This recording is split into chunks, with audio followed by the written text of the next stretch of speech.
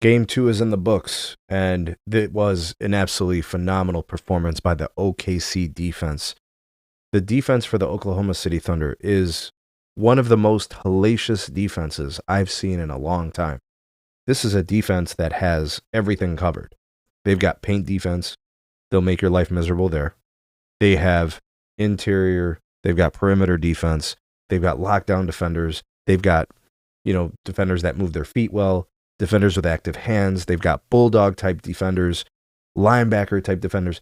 Truly impressive defensive prowess without fouling a lot. Like, that's important, because one of the things that I noticed in this game is the Pacers were frequently being called for fouls for being kind of pushy and handsy. Meanwhile, I think the Thunder, because they're good athletes and I think also intelligent, smart defenders, they made life very challenging on the Pacers. The Pacers' most dangerous offensive weapons were finding it very difficult to score. So I think we have to start by giving the credit to the OKC defense. However, that's not the only thing I saw in this game. I saw a very, very focused Chet Holmgren, who was looking to get points early in the game. He had a good first quarter. He had an even better second quarter. Overall, his impact on the game in the first half was fantastic, and that's really all the Thunder needed. He was very quiet in the second half. But when you have that kind of defense, and you get some of that productivity from Chet early, it allowed them to build a lead. In fact, there was a point in the second quarter where I think the Thunder were up by 23 points, and a double-digit lead was maintained throughout the duration of the game. Right? In the second half, it was basically ranging between like 14 and 21 points for a large duration of the third and fourth quarters.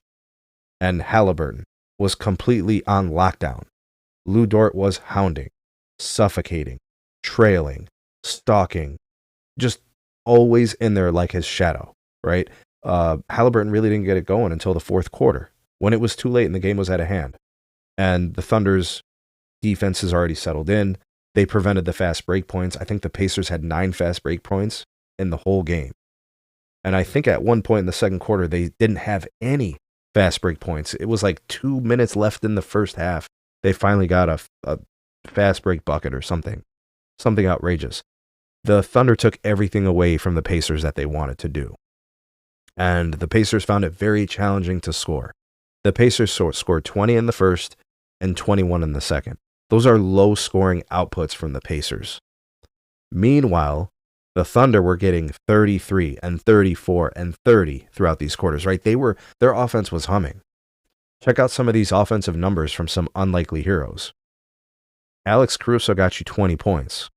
Aaron Wiggins off the bench. What a call by Mike Daignault.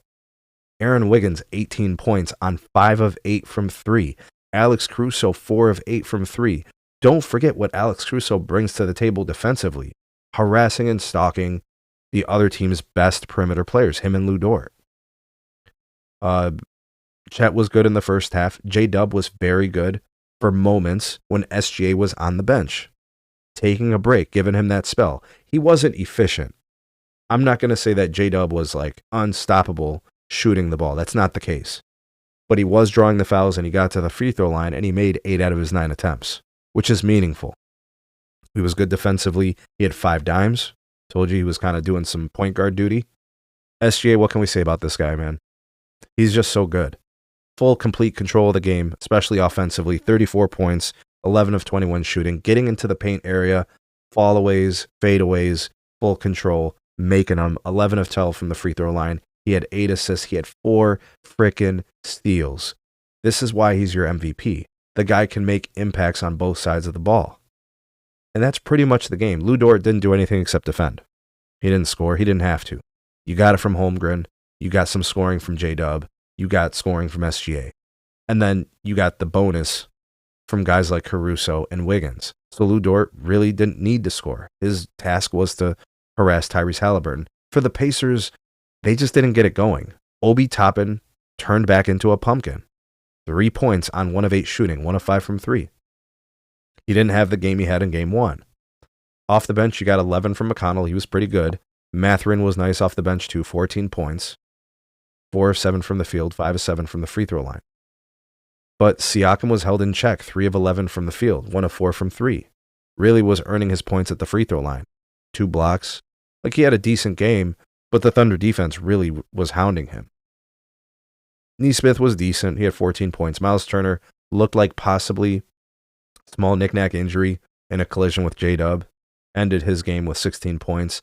Nembhard, 11 points. And Tyrese Halliburton was, I think he had like 1 3-pointer made prior to the fourth quarter. Maybe 5 points. He ended up scoring 12 in the fourth quarter, but it was too late. He had 5 turnovers. This is what I think we need to talk about. Tyrese Halliburton, one of the most dangerous players in the NBA, who typically has like 10, 12 assists a game with like 1 or no turnovers. He had 5 turnovers tonight. I don't know if anybody's going to mention this, but they made him look very pedestrian. Tyrese Halliburton looked very human tonight. That's the Lou Dort effect. That's the torture chamber. You don't think the Thunder watched that tape back and saw what Tyrese Halliburton did at the end of game 1? And the Thunder probably saying to themselves, we can't let him get loose. Lou Dort, you got to stay on him. Right? Nothing easy. No clean looks. They made his life hell tonight. The Pacers likely are going to look at this film and look for some adjustments to make. Me personally, I think the Thunder were just amazing defensively. You know, and I do expect Game 3 to be different. I think Game 3 is going to be a close one. You know, if I have to make a prediction, I think Game 3 is going to be close. I'm going to take the Pacers in Game 3 in a close game. And then if the Pacers win Game 3, that puts a lot of weight on Game 4, right? The Thunder are going to feel a lot of urgency to have to win Game 4, which I think they would in that case. I think the Thunder would win Game 4 if the Pacers win Game 3, and I think we're going back to OKC with a tied series 2-2.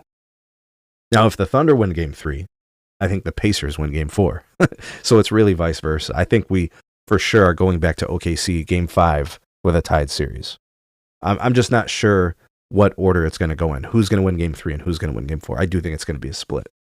But let's do Pacers to win Game 3. I think they'll make the adjustments. Home cooking. The refs giving them their calls. I do think the whistles were going in the favor of the Thunder a little bit, right? Some of the knick-knacky fouls that weren't getting called in the first half were getting called in the third quarter to the advantage of the Thunder, that sort of thing. That's probably going to have the tables turn in favor of the Pacers, right?